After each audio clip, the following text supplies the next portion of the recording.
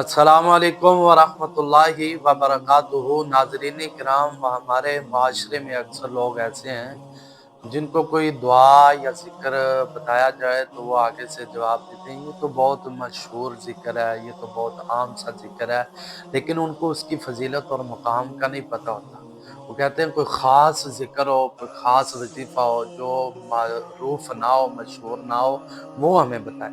اسی والے سے ایک حدیث میں آپ سے شیئر کرتا ہوں۔ سیدنا ابو سعید خدری رضی اللہ تعالیٰ عنہ بیان کرتے ہیں، رسول مکرم جناب محمد صلی اللہ علیہ وسلم نے فرمایا کہ موسیٰ علیہ السلام نے اللہ سے عرض کیا، اے اللہ یا پروردگار، مجھے کوئی ایسی چیز سکھا دیں جس کے ذریعے سے میں آپ کو یاد کروں، آپ سے دعا کروں۔